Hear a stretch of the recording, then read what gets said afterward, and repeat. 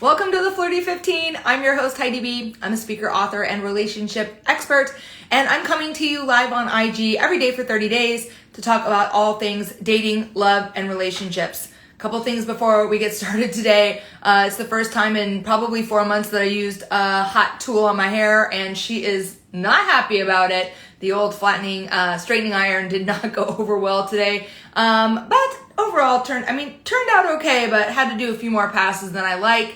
Also, it is October 1st, and I very much jumped the gun on this heavy sweater. It is cool here in Portland, Oregon, but not that cool. But I do really, hey Jen, I do love this sweater. I just picked it up from Adorn. I'll link them in the bottom. I'm not an influencer, just a fan. And yesterday people were saying they wanted to know where I got what I was wearing, so whatever, there it is. Today's topic is so dope. I cannot wait to talk about it. I'm hoping that I can talk about it for 15 minutes, but trust me, if I get to the end of whatever it is that I have to say about this, I won't just ramble on for an extra 5 minutes. We'll just cut it short if we need to. Today, I want to talk about dating, intuition, and meditation, because it's actually kind of an unlikely group of bedfellows, but I think that they go together quite nicely. In my regular life, I use meditation all the time. It's a tool that I've used consistently over the last 7 years, I would say. It's probably been suggested to me for a lot longer than that, but it's only in the last 7 years that I've really found a way to meditate. So what I want to do, y'all know the format of this show. I'm going to tell you a little bit about my experience with meditation, and I'm going to give you some tools to use about it. Oh, one last thing is that I'm trying out the show today with my dogs hanging out in the living room. So you may hear their input every once in a while. And just a sidebar, my husband went back to work in an office today and the dogs are not happy about it. I feel like if dogs were not so cute, it may be possible that they might have engineered COVID so that their people could stay home all the time. Okay, back to what we're really here for. Okay, so meditation. Meditation, I think, can be really overwhelming to anyone who's on the receiving end of it. I feel like, if you are in a place where someone suggests meditation to you, it's likely that you're a little frenzied, that you're kind of all over the place, that focus is something you're striving for, that someone has suggested meditation for you as a tool that will make your life easier, more centered, more calm, more grounded, right? So sometimes we're not even really in a great place to hear someone say like, oh, by the way, you need to meditate, right? But and I think the concept of meditation comes along with a lot of like prejudice around it, or like connotation around it, because I really did think of like some guy sitting cross-legged, hands in the whatever position, and mind completely blank. And that's really not the type of meditation that I practice today.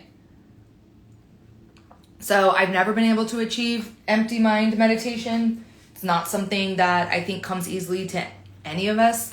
And so when I first started to meditate, actually, I engaged in what I considered exercise-based meditation. So at the time I was doing a ton of trail running, and I had been listening to music, but then I got tired of making playlists, and it was really before the technology was good enough to just stream music on your run, so you had to have a playlist.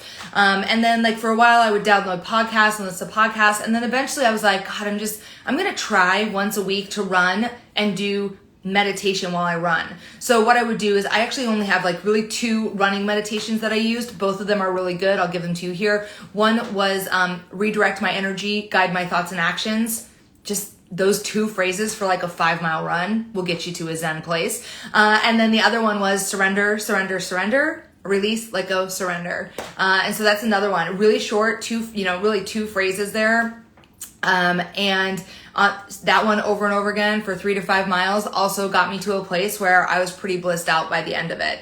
And the blissed outness that I'm talking about is just the ability to be grounded in my body, to be present in my life, and to potentially receive, downloads, communication, intuitive thought from a guiding force, i.e. universe, spirit, whatever, right? So meditation really did help me get grounded when it came to all kinds of areas in my life that I was like really frenzied about. So that was the first, that's my first suggestion around meditation. If you're confused about how to start and you're not really sure that you want to do static meditation where you're just sitting there, I would say incorporate meditation into your exercise. The second place that I would go with it would be to start to use little mantra cards. Okay, so like I said, not an influencer, just a fan. This is one of my favorite sets of cards. It's called the Wild Offering Oracle. I got it at Powell's, which is over here in Portland. You can pick it up on Amazon. It's affordable. There are a zillion of these decks. So all you have to do is Google like Oracle deck and you'll find all kinds of stuff. What I like about this particular deck is there's 52 cards in it. And the art is really cute on them, and I really like the sayings. They all have like a mantra that's related to kind of turning it over, letting it go. Why is this important? Because like I said, I'm not somebody who can just sit down and have an empty brain. So basically what I'll do every day, and if you follow me, you know on my stories, I always post my cards. So that's the other thing. You could just like follow me on my stories every day. I post on my stories the card that I pulled from this deck. Then you'll have access to it as well. So I already posted today's card, but basically what I'll do is I'll sit down with my coffee in a chair at my desk. I actually have a desk that faces east, so I get a lot of sunlight on my face, and I love that during the summertime. And then I just pull a card out, and then I read the entire card, but usually the last sentence is what I'll meditate on. So I've actually never pulled this one before. This one is a travel card, and it says, "Let every aspect of this trip unfold in harmony. May divine order arrange and handle every detail. I'll be guided easily and follow the leads as they're shown." So in this example, I would use that last sentence, "I'll be guided easily and follow the leads as they're shown," for my meditation mantra for the day. And basically I'll just breathe in it. This is the key. I set a timer on my phone. So I used to only do this for 2 minutes at a time. And really actually since February, since the COVID really ramped, and for years, I only did 2 minutes at a time because I've been practicing meditation for 7 years. And then all of a sudden in February, when COVID ramped up, I decided, you know what? I have time. I can make the space to do this for 5 minutes. So I set a 5-minute timer on my phone now, and I just say the last sentence of any of these cards over, as I breathe in and out, which for this one is, "I will be guided easily and follow the leads as they're shown." And so I do 5 minutes of that. And again, it gets me really grounded, back to being present, out of the headspace where I'm spinning around, thinking of all the possibilities, making my to-do list, thinking of all the things I have to do, and really gets me grounded back into a place where I can receive from source, universe, direction, and intuition. Why and what does this have to do with dating? Well, when you're out there swiping left and right, you're making all kinds of choices about who you do and do not want to spend your time with.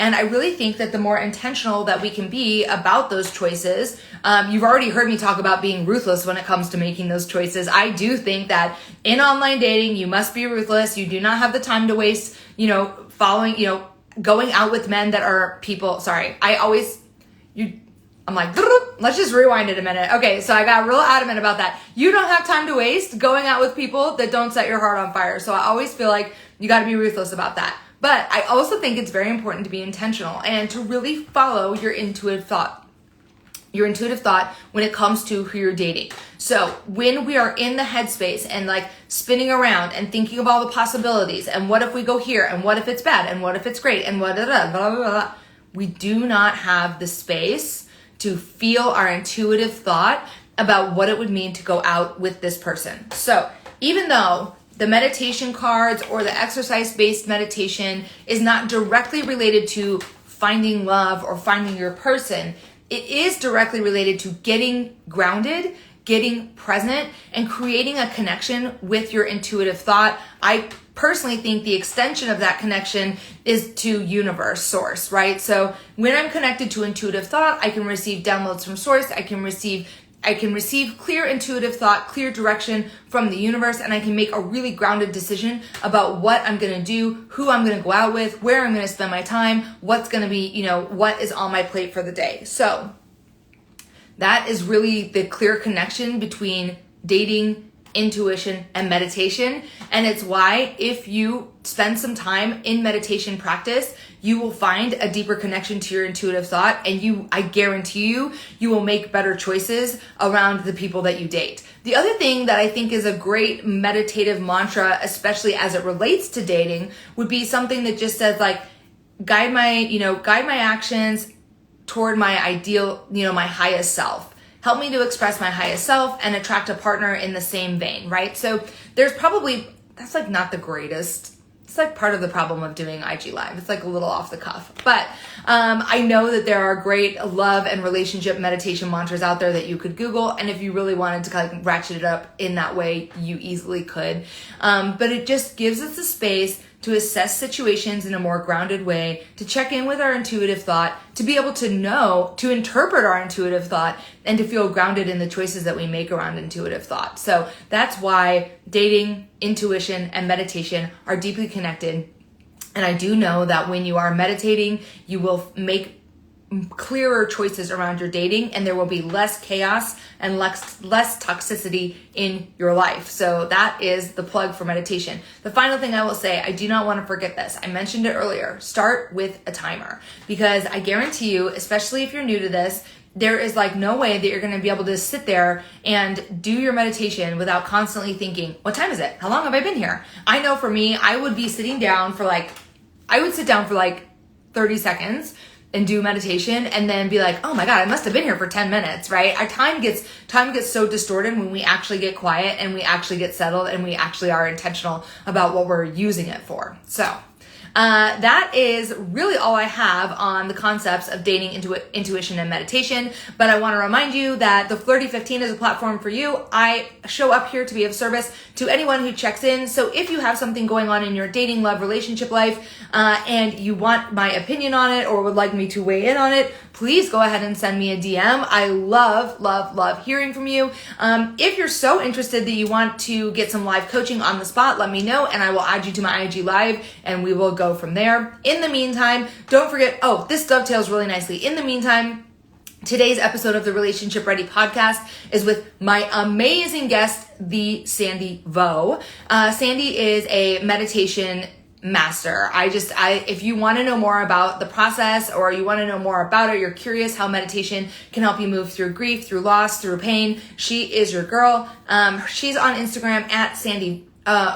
She's on Instagram at iSandyVo. And the Relationship Ready podcast is on my Instagram. All you gotta do is hit the link in my bio to check that out. And the really cool thing is that Sandy's partner does vibrational therapy, and she's offering all of my listeners 15% off access to that with the code PROSPER. So you can go check that stuff out. Vibrational therapy would be another awesome way to kind of tune into meditation and get aligned with your intuition. So those are all the things. I am so glad that you joined me today. Thank you so much for spending your time with me this morning. Until tomorrow, I'll see you then. Okay.